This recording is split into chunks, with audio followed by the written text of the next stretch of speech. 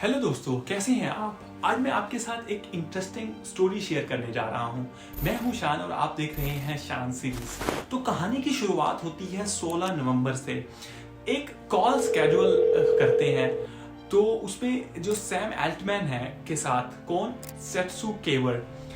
तो Sam Altman जो open AI के सीईओ हैं और को फाउंडर हैं, जिनकी प्रोडक्ट चैट जीपीटी के बारे में शायद ही कोई ऐसा हो जो ना जानता हो। तो जो लिया सेट्सू केवर हैं के बारे में शायद आप ना जानते हो, लेकिन ये ओपन एआई में चीफ साइंटिस्ट और को फाउंडर हैं। ये कंपनी के बोर्ड मेंबर भी हैं। आप यहाँ पर इस बात पर ध्यान दें कि ओपन एआई इस वक्त दुनिया की सबसे एडवांस, सबसे पावरफुल एआई की ऑनर है। और इस वक्त हम दुनिया में ओपन एआई, बल्कि एआई का फेस भी इसको कह सकते हैं कि मतलब कैसे शख्स को बोलेंगे तो वो सैम ऑल्टमैन ही होगा। लेकिन 17 नवंबर को गूगल मीट पर कंपनी के बोर्ड सैम ऑल्टमैन को निकाल बाहर फेंकते हैं और कंपनी का जो सीटीओ, जो चीफ टेक्निकल ऑफिसर मीरा है मुराती, को नया सीईओ यानी चीफ एग्जीक्यूटिव ऑफिसर अपॉइंट किया जाता है।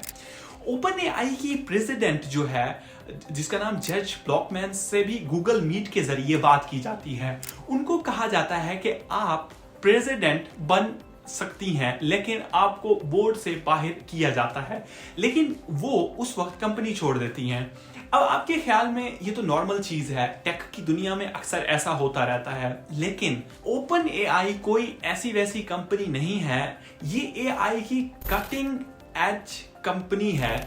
इसकी वैल्यूएशन इस वक्त तकरीबन 90 बिलियन डॉलर बनती है और 3 ट्रिलियन डॉलर वाली माइक्रोसॉफ्ट ने इसमें तकरीबन 10 से 15 बिलियन डॉलर इन्वेस्ट कर रखे हैं। प्लस ओपन एआई माइक्रोसॉफ्ट की जो कंप्यूटिंग पावर है वो यूज करती है। तो इतनी इन्वेस्टमेंट के बावजूद भी सत्या नडेला, जो कि माइक्रोसॉफ्ट के सीईओ, को दुनिया से सिर्फ 1 मिनट पहले पता चलता है। यह हैरानकुन बात है।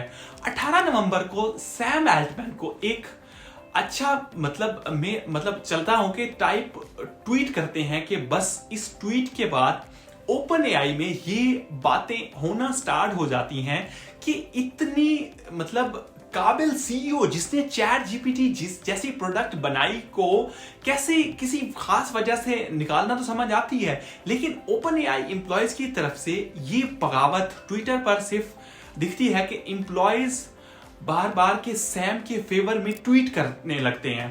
तो इससे ये साफ हो जाता है कि एम्प्लॉयज बोर्ड के साथ नहीं बल्कि सैम के साथ हैं। जो एम्प्लॉयज हैं ओपन एआई के या चैट जीपीटी के, धमकी देते हैं कि सैम को वापस ले लो वरना वो भी कंपनी छोड़ देंगे। अब 19 नवंबर को सैम दोबारा कंपनी में नजर आते हैं गेस्ट पास के साथ। अपनी कंपनी के अंदर गेस्ट पास के साथ अंदर आते हैं। अब जरा इमेजिन करें कि वो इंसान जिसने कंपनी को फाउंड किया है, गेस्ट पास के साथ कंपनी में आ रहा है। उसके बाद ये रूमर्स आना शुरू होती हैं कि सैम कंपनी में वापस आ सकते हैं और जो ब्लॉकमैन है को भी वापस बुलाने की कोशिशें चल रही हैं। तो अब जब किसी बड़ी कंपनी में जाते हैं तो आपका एम्प्लॉय कार्ड एक्सेस होता है, आप अंदर जाते हैं। तो सैम उस वक्त गेस्ट कार्ड के साथ थे। तो सैम ने फिर से ट्वीट किया, I love open AI team so much. फिर से पूरी कंपनी जो है ना कमेंट्स में आकर अपना सपोर्ट दिखाती है। अब तक बोर्ड भी सैम की वैल्यू समझ चुका था। ऊपर से सीटीओ, जिनको इंटरिम सीईओ बनाया गया था, मीरा, अपनी सीईओ की पावर्स को यूज करते हुए सैम के वापस जो लाना चाहते थे, लेकिन बोर्ड की तरफ से कोई कंफर्मेशन नहीं होती। अब सैम चाहते थे कि बोर्ड सैम को दोबारा सीईओ बनाए और बोर्ड को स्टेप डाउन किया जाए। तो संडे तक इस बात का इम्कान कम ही नजर आते हैं और मंडे मॉर्निंग को ट्विच के सीईओ, जो को फाउंडर हैं अमित शेर, को नया इंटरिम सीईओ अपॉइंट किया जाता है। अब कहानी में एंट्री होती है सत्या नडेला की, जो ओपन एआई में माइक्रोसॉफ्ट की अच्छी खासी इन्वेस्टमेंट की वजह से माइक्रोसॉफ्ट के स्टॉक्स में बड़ी गिरावट आई, बहुत डिक्लाइन आया। तो इनके जो इन्वॉल्व होना था वो तो ऑब्वियस था। तो सत्या नडेला कहते हैं कि आपने जो नया सीईओ है हम इनके साथ काम करेंगे, लेकिन आपने सैम एल्टमैन और जो उनकी प्रेसिडेंट है ब्लॉकमैन को फायर कर दिया है। आपने फायर कर तो दिया है कि मतलब किया हुआ है, हम फायर मतलब कर लेते हैं, हम माइक्रोसॉफ्ट में नया एडवांस एआई टीम बनाएंगे। इस टीम को लीड करेंगे आपके निकाले गए लोग, वो है सैम और उनकी जो प्रेसिडेंट थी ब्लॉकमैन।